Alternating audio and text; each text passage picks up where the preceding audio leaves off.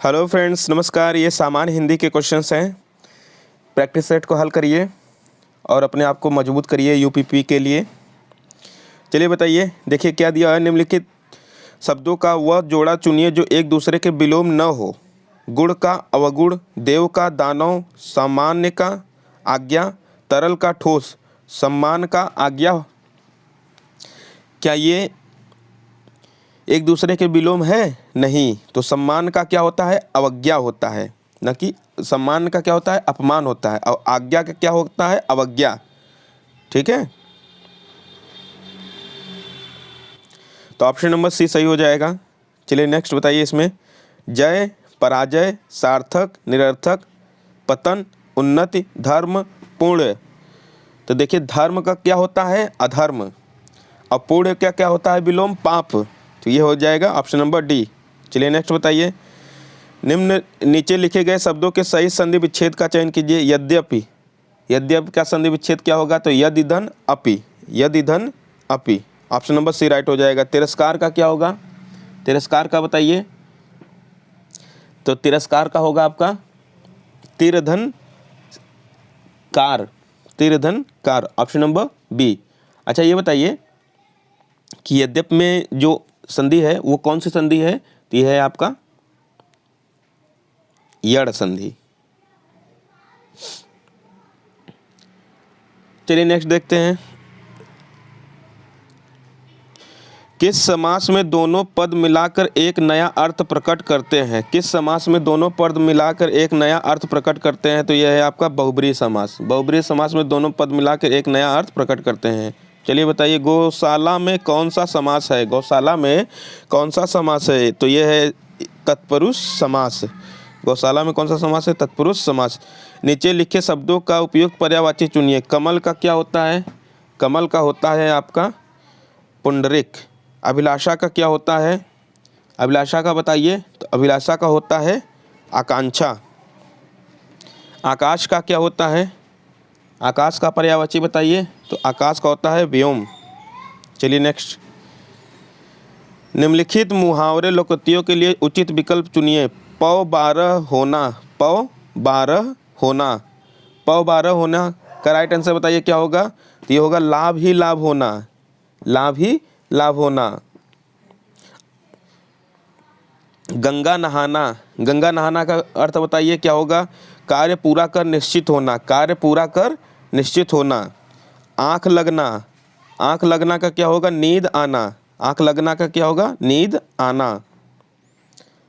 अंधों में, अंधों में क्या भरा जाएगा? काना राजा। यहाँ बोलते हैं ना, गांव में कहावत है अंधन में कनवा राजा, तो उसी प्रकार अंधों में काना राजा।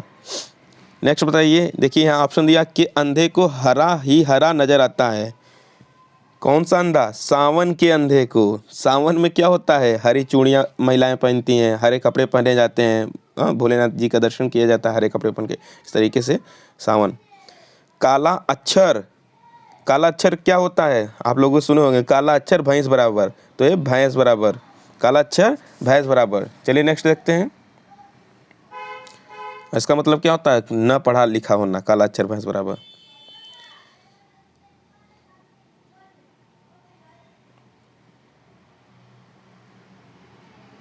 निम्नलिखित वाक्यांशों के लिए एक शब्द का चयन कीजिए। गोद लिया हुआ पुत्र, गोद लिया हुआ पुत्र को क्या बोलते हैं? दत्तक पुत्र बोलते हैं। दत्तक, सॉरी दत्तक पुत्र नहीं बोलते हैं, दत्तक बोलते हैं, वही हो जाता है दत्तक पुत्र। हाँ। अच्छा, दंपत किसको बोला जाता है?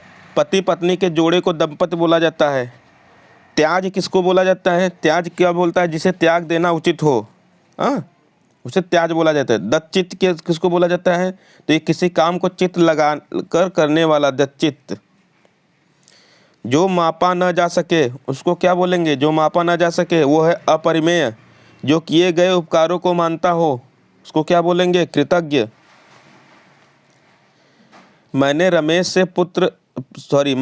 से पत्र लिखवाया। इस वाक्य में लिखवाया कौन सा से प्रकार की क्रिया है? किस प्रकार की क्रिया है? लिखवाया। तो यह है आपका प्रेरणार्थक क्रिया। देखिए प्रेरणार्थक क्रिया होता क्या है, जिन क्रियाओं से इस बात का बोध होता है कि कर्ता स्वयं कार्य न कर किसी दूसरे को कार्य करने के लिए प्रेरित करता है, तो वह है प्रेरणार्थक क्रिया। ठीक है, चलिए नेक्स्ट। कवि मलिक मोहम्मद जायसी द्वारा रचित पद्मावत की भाषा है, बताइए पद्मावत किस भाषा में लिखी गई है, तो यह है आपका अवधी। दिग्दर्शन का संधि विच्छेद होगा, दिग्दर्शन का संधि विच्छेद क्या होगा, तो ये होगा दिग्धन दर्शन। वृक्ष से पत्ते गिरते हैं, इस वाक्य में कौन सा कारक है, से। जहाँ पे से आ जाए तो क्या हो जाएगा, अपादान। कौन सा, अपादान।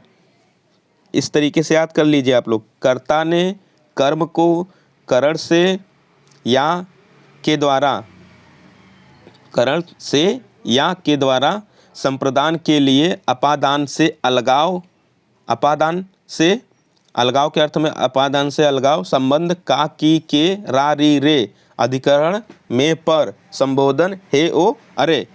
तो जब भी आए देखिए अलगाव हो रहा है ना, तो इससे क्या हो गया आपका अपादान।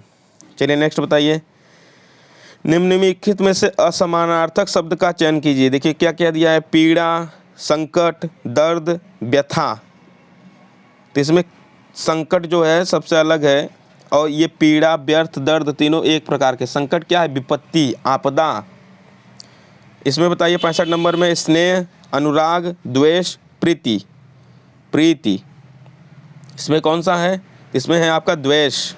द्वेष अलग है, कौन सा अलग है, द्वेष। चलिए नेक्स्ट देखते हैं। जन्म, मृत्यु, उगना, उत्पादन। जन्म की बात कर रहा है, मृत्यु की बात, उत्पादन, उगना। इसमें कौन सा अलग है, मृत्यु। सभी उत्पादन, उगना, जन्म एक ही जैसा है, तो मृत्यु हो जाएगा। निम्नलिखित वाक्यों में से शुद्ध वाक्य का चयन कीजिए। क्या दिया है, भारत में अनेक जाति हैं, भारत में अनेकों जाति हैं, भारत में अनेक जातियां हैं, भारत में अनेकों जातियां हैं। पहले नंबर, जब कहीं भी अनेकों शब्द आएगा तो पहले वो गलत हो जाएगा, तो ये और ये तो दोनों गलत हो गए। फिर इसमें देखिए जाति है और जातियां हैं, तो क्या हो जाएगा, अनेकों जातियां, अनेक जातियां होती हैं, ना कि अनेकों जातियां या फिर अनेक जाति। ठीक है, अनेकों शब्द जैसे ही आएगा वैसे ही गलत कर दीजिएगा कि ये रॉन्ग हो जाएगा। निम्नलिखित में से कौन सा रस चयन कीजिए, कौन सा रस है चयन के। निस दिन बरसत नयन हमारे, निस दिन बरसत नयन हमारे। देखिए इसमें समझ में आ रहा है, निस दिन बरसत नयन हमारे, जैसे हमारे नयनों से बरस रहे हैं, क्या बरस रहे हैं, प्रतिदिन आंखों से आंसू बरस रहे हैं ना। कहने का मतलब क्या है, इसमें करुण रस होगा कि रौद्र होगा कि अद्भुत होगा या वियोग श्रृंगार होगा, तो इसमें वियोग होगा। कौन सा होगा, वियोग। क्या हो रहा है, विरह हो रहा है ना, कि किसी के कारण, किसी के प्रेम के कारण हम रोज रोज रो रहा है आदमी। मेरे तो गिरधर गोपाल दूसरे न कोई, जाके सिर मोर मुकुट मेरो पति सोई, मेरो पति सोई। गिरधर गोपाल के बारे में बात कर रहा है कि मेरे तो गिरधर गोपाल, तो ये है श्रृंगार रस। देखिए शांत नहीं है, इसमें करुण नहीं है, हास्य की भावना नहीं है। पढ़ेंगे ऑटोमेटिक ही समझ में आएगा। 10-20-30 कविताओं को पढ़िए, अच्छे से उसको देखिए, आपके अंदर खुद ही ये डेवलप हो जाएगा कि आप प्रश्नों को अच्छे से आंसर देने लगेंगे। कोई बहुत बड़ा तोप नहीं है। अच्छा, ये इसके बाद ये है पैराग्राफ है। पैराग्राफ हम बाद में आपको कराएंगे, अभी एक बार में सभी पैराग्राफों को करा दूंगा। ये कुछ क्वेश्चंस है, उसको देख लीजिए। हिंदी भाषा किस लिपि में लिखी जाती है, हिंदी भाषा किस लिपि में लिखी जाती है, तो यह है आपका देवनागरिक लिपि। हिंदी दिवस किस तिथि को मनाया जाता है, ये बता दीजिए आप लोग। हिंदी दिवस किस तिथि को मनाया जाता है, चलिए आप लोग कमेंट करके बताइएगा कि हिंदी दिवस किस तिथि को मनाया जाता है। आंसर तो मैं बता सकता हूँ, लेकिन आप कमेंट करके बताइए। चलिए एक क्वेश्चन और है, उसको देख लीजिए। भाषा के शुद्ध रूप का ज्ञान किससे होता है, भाषा के शुद्ध रूप का ज्ञान किससे होता है, तो यह है आपका व्याकरण से। किससे, व्याकरण से। Okay, thank you. मिलते हैं नेक्स्ट वीडियो में।